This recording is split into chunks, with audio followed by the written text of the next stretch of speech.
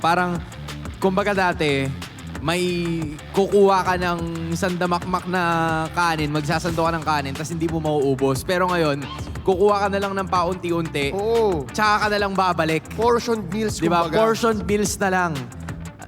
Yun na siguro nakikita ko dito. And with the Faramis pickup, mas lalong tumataas yung survivability ng frontline ng Falcons AP, Bren. But this is my main worry. Okay. Kapag ka may link ka, most likely, hindi ka magpa-front to back.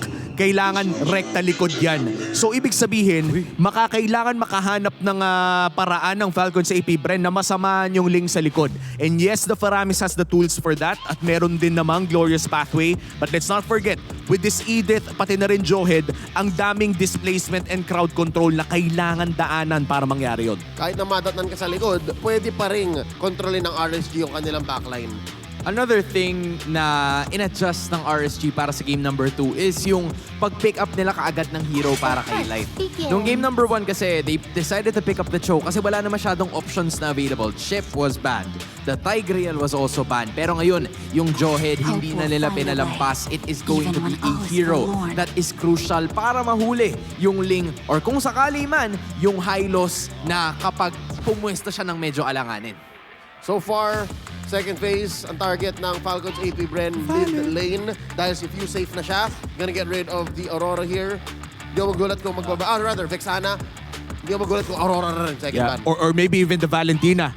Kung magtatanggal ka ng Valentina, mawawala yung option na kopyahin yung Netherrealm na manggagaling sa Faramis. Yeah, I mean, Faramis is a really good option here for them. The Valentina is still available just like what you guys have mentioned. Posible na tanggalin ito ng kupunan ng Falcons AP, Bren, given that the Valentina was already there. Pero ito na, yung Tigreal ay tatanggalin na rin ng kupunan ng RSG. They want to put the Hylos in a position na talagang yun na yung magiging roamer ng Falcons AP, Bren. Pero wait lang yung Valentina, instead of them banning it, they decided to leave it open at yung Aurora, yung tinanggal.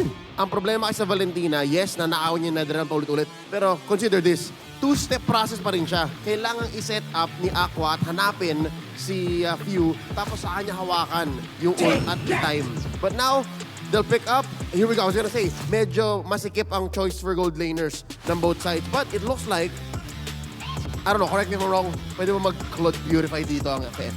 Yeah, ang dami pang options in terms of marksmen for the side of Falcons AP, Bren. The Claude is a safe option, pero kung gusto mo ng classic counter to the Fanny, a Brody could also be an answer na comfort pick din naman ni Super Marco. Kahit hindi na masyado nagagamit ang Brody, masasabi pa rin natin na maganda itong pick against a Fanny. Especially with a person like Super Marco that relies on the objectives. Aside from the point na posible niyong maiwasan yung Fanny, pwede rin na yung Brody yung kanyang i-pick up dito, and that is going to be the choice that Falcons AP, Bren, is going to be making together with a Grok na ngayon. Flexible pa rin yung Hylos and yung Grok combination na yan kasi we've seen Grok go into the EXP lane, but it's still unknown as of this moment hanggang makita natin yung laro. Tsaka kagabi, napadaan ako sa live ni Flap, pinapractice niya sa RG yung Grok na to. XP lane Grok. Makikita natin mamaya kung ano yung rotation na yun. We'll see if it's useful against RSG. Na most likely, Edith ang makakabangga, and here we are. I guess ito na lang yung choice na meron. It is the Valentina in the hands of Aqua, and confirmed. Mukhang ito nga yun. Flat easy. Grok in the XP. Umikot yung ating mga photos ng ating mga heroes, and it's Flap TZ na nakatapat doon sa Grok. Yung Valentina na hawak ni Aqua ngayon ay merong choice kung ang kokopyahin niya ba ay yung Netherrealm, the Glorious Pathway, or the Wild Charge. But that is also a double-edged sword sa dami ng posible niyang kopyahin. Isa lang naman yung mga kopya niya Hindi naman lahat posible. Excited na ako makita kung anong mangyayari in this Game 2. Sana makapag Game 3 pa tayo dahil exciting tong Fanny Edith Ang dami nilang pwedeng gawin dito paired with the Joyd as well. But let's not forget, FCAP has insane sustain on this Faramis. Can RSG keep the raid alive, or will the Bees be able to close out the series? Casters, pasok. Game number 2 for the second match of the day. It's RSG Philippines versus Falcons AP, Bren. Sino nga ba ang makakakuha ng puntos o pagkapanalo para sa game number 2? Is it going to be a sweep para sa Falcons AP Bren? O makakaisa ang RSG Philippines? Alam mo yung mga ganyang tanong kung isa kang parte ng Hive or ikaw ay parte ng Raiders. Medyo kakabahan ka din kung ano nga ba talaga ang magiging takbo nung ating laban. Oo, nagkakasigawan na nga tayo dito, Chantel. We could definitely feel na parang hindi ito yung time para sumubra chill kay kasi kung sa Raiders ka, medyo kabado ka talaga. 'Di ba? Pero syempre, andyan pa rin naman ang suporta at Chantel! Anong burger ang tingin? Ano yan, meta yan? Burger ang tingin! Burger ang tingin! Okay. Kasi naisip ko, nagugutom ako bigla, gawa na nabasa kayo burger. At yan yung parang groupie ng mga Raiders. At ito yung kanina yung birthday niya, sabi mo nga. Oo, meron din tayong bagets na kasama kanina. Hi, classmates! Mga natin dyan. May mga estudyante tayo pumupunta, may mga student leaders. Ayan. Eh. Picture with Ate Mara, di ba? Ayan, sumunod sila sa iyong advice na medyo babaan yung brightness. Ayan. No, paalala lamang po sana yung mga pinapakita niyo picture ay supporter. Mobile Legends. Pero ito na nga, mga This is it. suporta. Ito na talaga yon. Ang game number 2 ng RSG Philippines at Falcons AP Bren. Sisimula na muna natin syempre sa pagsilip sa ating mga top junglers ng Pinas. Oo, narinig ko kanina yung kwento na si Kuya ayan. Irad daw ay medyo kalmado na maglaro. Pero mas maganda sa hero niya. Parang na-miss niya yata ito pa nagkataon. Grabe naman yung atras abante. MI in or out. Si Light na pa-flicker out. Light na pa-flicker out. Ay, nako, it rhymes, di ba? At ngayon, medyo mapapatras na nga lang din ang dalawa sa miyembro ng RSG. Mapapatras talaga in or out, di ba? Pero sa ngayon, Chantel, babalik muna tayo sa kung ano yung in pagdating sa mga emblem sets or emblem build rather Gusto ko yan. ng ating mga teams, lalo na sa mga aspiring dyan, di ba? Sa pag-RG nyo, baka may matutunan kayo. Pero ito, yung aggression na hinahanap natin. Naku, si Kuya Nibor, na-ribonan kanina at napatalon pa nga si Kyle TC. Oh. Kaya first blood, mapupunta sa RSG. Mulat dito si Kuya Mulight, di ba? With his jawhead. Pick na nga lang din here for game number 2. Great start for RSG Philippines. Kaya talagang dapat Nibor give up.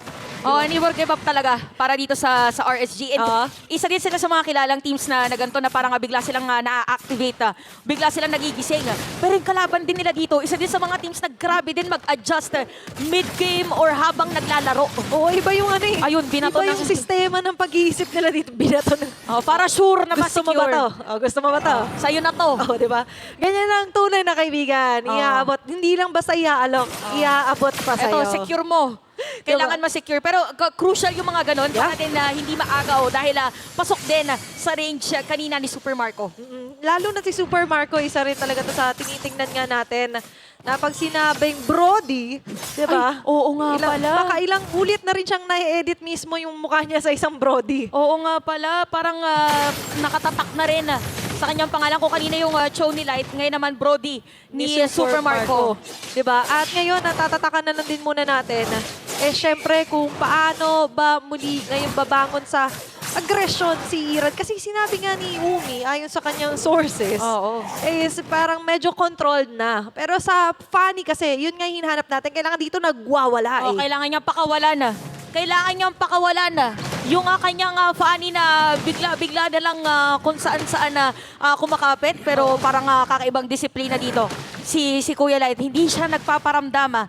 Wala ako dito at hindi niyo ako nakikita. Ako'y isang damo lamang. Hindi ako ito. Hindi totoo ang inyong nakikita. Pero ito, makikita muna natin ang pagkalma. Pero susugod na nga lang din sila ng sabay-sabay dito, holding their positions dito sa turtle. Mare-reset yung turtle natin. Grabe, alam mo na talagang intense yung laban dahil unang turtle pa lang. Ganto na ang nangyari. Grabe, no? 0-1 kill score, 3 minutes, buhay pa ang unang pagong sa laban na ito. Pareho silang nag-iingat na nga lang din. Pero kung sumatotal, yan. Ang nakasanayan kasi natin ay action agad, pero ibibigay sa atin ni Rad. Oo, nakakita dun sa may top lane. So, eto na yata. Hindi na to mare-reset kasi wala na yung papader. Dito ni Flap TZ, pero pang unstoppable force na gagamitin. Nakapag-purify dito si Few. Pero yun nga lang, mapapatay na rin ni Light. At itutuloy pa rin dito yung pagong. Masisecure yan ng RSG Tempest of Blades para kay Kyle TZ. In-time pa rin doon ni Kyle TZ. Sumabay siya with the Tempest of Blades. Kaso nga lang hindi naging posible yon. Aray. Pero very nice pick of though with Light's ejector play. Unstoppable force and ejector play. Nagiging unstoppable ngayon ang first moves dito ng RSG Philippines. They want to go for the checkmate. Pero a way to checkmate is of course eliminate na nga lang din yung mga nagmimistulang pawn dito sa laban na ito. Yung pawn na yun, syempre, is itong si Few na ang ganda rin naman ng pag-pawn out niya with the Nether Realm eh. That's everything. Oh, ano din dito, usually, di ba, parang season 10, ang match-up mo is Paramis tsaka Valentina. Oo. Ngayon, crucial yung timing ngayon ni Aqua. Kung paano dito mabibait or siya yung sabihin na natin mas matagal yung kanya magiging Nether Realm. Tapos mamaya pwede rin siya mag-shift kung aling ulti yung gagamitin niya. Oo, ayun nga yung sinasabi kanina ng ating mga panel, di ba? Although marami-rami ang magandang gayahin dito ni Aqua, but definitely knowing him, madalas ay yung Paramis ulti kapag nagbabalantina siya na may katapat na Paramis, baka mamaya walang Paramis sa game. Mahirap yun pag nag-IMU ka tapos walang parami sa kalaban. Oo, at ito yung isa sa talagang aalagaan niya, di ba? The timing of his Nether Realm. Pero ngayon, ang timing ay nasa sa kamay pa rin naman ni Irad. Tahimik ang buhay niya. Walang nang-de-deny sa kanya pagdating sa purple. Oh, actually ganun yung nagiging pattern dito ng dalawang jungles natin. Although kanina nakuha na nga si Kyle TZ, so medyo nagkaroon ng delay no moment na yun kasi si Irad is level 9. Okay, so nandun siya nakaabang sa may bottom lane. Pero ang call nila dito is another ejector na naman. Napilitan, nagamitin doon yung kanyang Tempest of Blades at kamuntika na rin. Dito si Irad, hindi tatawa na Spear of Destruction, pero si Kuya ni Bora, nakapwesto dito sa purple buff ng side ng FCAP. Napakaganda pag-setup play naman dito para sa RSG, pero may sagot na Glorious Pathway at nagamit na yung IMU na Nether Realm. Parang itutuloy pa dito ng FCAP. Merong mga pokes para sa kanila, pero sakit ng mga lagitik dito ni Libor. Oo, yung lagitik na yan, pumipitik lalo eh, di ba? Imagine, after the primal rat na nga lang din, ay talagang kailangan mong umiwas, bumababa naman kay Pylax. Parang mama mo yan, pag nakailang tawag na sa'yo, tas bumaba na. Ayun, ibig sabihin, Super Saiyan mode na yan. Medyo galit na yon kung nakailang sigaw na, tapos bumaba na nagdan. Ay humanda ka na talaga. Pero sa ngayon, Ayan yung mga na. pagpitik nila ay magbubunga na nga ba? May pitik na naman na ejector. Nakapag-flicker out dito sa Flap TZ, kaya naman mababawi dito ng FCAP. Ginamit na rin ng Owen yung kanyang Glorious Pathway at si Kyle TZ. Ang makakakuha dito ng turtle. Dediretso na ulit dun sa mga usual rotation ang ating mga players. But look at the gold lead. RSG with that 1.5K. Siguro ang naging call na lang din talaga doon ng Falcon CP Bren is wala pang nagagaya doon si Aqua. Hindi siya makalapit pa totally dito kay Few just to copy that Nether Realm. And mauna-una dito. Ito yung nagpapahirap talaga sa atin kanina pa. So why not give Light a headache na nga lang din. At ngayon sa may bandang taas, ang bilis ng transition dito nila Owen and Flap TZ. Umuntog! Okay, nakita natin, nagamit na doon yung kanyang Purify. So meron na ngayong comms P. Moscow. P Moscow. Hindi, push pala yung P. Ay, Basta Fury. Para dito kay Kosei, so pwede siya 4 targetin letters. mamaya. Oo, 4 letters yan. Tapos may oras yan. Pero hindi, Yan. for me, the math is not mathing for me. So kayo na magkalkulan yan. Pero minsan pag F kasi, flicker. Flicker, ayan. Yan yung mga kailangan yung tandaan sa mga aspiring pro players dyan. Ay, eto na. Isipin Eto. mo, Lito Wanderer pa lang, pero ganito na agad yung respeto ng ating dalawang teams. Alam nila na nandiyan yung isa't isa, pero wala nagpipilit na magkaroon ng team fight. So still, almost 8 minutes sa laban natin. Controlled aggression ang pinaka nagiging storya nung laro. Sila ito, ejector, tapos unstoppable force. Pag pwedeng patayin, G, ang RSG. Pero yung FCAP, pagka hindi nakuha, yung gustong targetin, diretso naman sa Glorious Pathway. Oo, at yun yung nakikita talaga natin na trend nga, kumbaga. Pero babalikan lang natin yung kay Aqua na talaga ang control na ginagaya niya throughout this round is going to be the Paramis. Pero situational pa rin naman yan. Oo. Kung kailangan nila ng additional setup na nga lang din or initiation, of course, the Glorious Pathway is a way to go as well. Pero kasi isinaalang-alang niya na yan kay Nibor tsaka kay Light. Tingin niya sapat na yun. may Earth Shatter ba naman at Ejector. Hindi ko na lang alam kung hindi ka pa madadakdak ng gusto dyan. Mahirap yung pag yun yung mga nakasalubong mo, parang Oo. mapapahinto ka agad. So ito, nagkakaamuyan yata yung dalawang players natin dito sa may top lane. Kita. Dahil delikado rin pagka nakuha dito si Kusei. Ito na naman yung buhay ni Kusei sa top. Oh, kasi yun yung mga sabihin na nating buhay ng isang Moskov pag meron ng Lord. Parang as much as possible yung play sa'yo is ikaw yung nasa opposite lane. Yep. Kasi pwede ka naman humabol anytime. It's because of the Spear of Destruction. Saka yung buhay kasi na isang Moskov, alam naman nating lahat, hindi pwedeng mawala sa paningin mo ito eh. Kaya laging merong eye out dito kay Kusei na nga lang din. Pero, speaking of which na nga lang din, alam niya na may call dito. Wala dito. Wala kayong Flap TZ dyan. Nandito, nakabantay sa akin. And so far, for the members of RSG Philippines, they're still waiting. Sakali may Earth Shatter dito, baka yun yung maging go. Tapos pa-follow up na lang din si Light. Or vice versa. Diba? Pwedeng mauna si Light dito, pa-follow up lang si Nibor. Oh, ano na talaga to? Athena, waiting game. Waiting game is the key para sa ating mga teams. Dahil gaya ng binanggit natin, alam naman nila kung saan talaga nakapwesto yung mga players. Pero dahil waiting game sila ngayon, kailan, saan, at bakit gagamitin yung mga skills. Yan yung tumatakbo ngayon sa Oo. kanilang mga utak. In English, what, when, and where. Oh, parang poster lang yan. Oo. Diba, what? Ang key dito, or ano nga ba yung pinaglalabanan? Siyempre, yung puntos for game number 2. Where? Dito, sa Lord. Sa Lord Pit. O, diba? At when? Siyempre, malalaman natin yan kapag may isang na-pick up, parang yun na yung hudyat para simulan na nga lang din dito ang Lord. Pero so far, makikita natin ngayon na parang nag-gets na lang din ni Kusei na delikado yata ako pag medyo malayo yung... Dito na lang ako sa Dito na lang ako sa may bottom lane. Na kinoconsider niyang safest route for now. Pero yung dun sa may bandang taas, sabayan ni Irad at TZ at may featuring Flap TZ. Oh, if ever, no, para mayroon na agad counter or mapatalon nila wild charge against Irad. So, speaking of Irad, meron ng Malefic Roar para sa ating laban. At si Flap TZ yun nandun sa may top lane. So, sinisimulan ngayon ng RSG. Biggest question, itutuloy, hindi nila nasagot agad nila agad. Yung tanong, para kapag Purify na din si View, napakagandang pagpasok doon, View's gonna be down. Kaya naman may sagot dito na NetherRealm, magsa ng RSG, dumating na rin si Irad. Ogwen nakakuha na rin si Supermarco sa may ilalim. Grabe naman, double kill na. At nagalit na nga yung fan nila. Flap TZ ginamit yung wall charge. Meron taga-free hit nga lang, dito yung RSG. Kusei, laban dito sa mga players na F-Cup.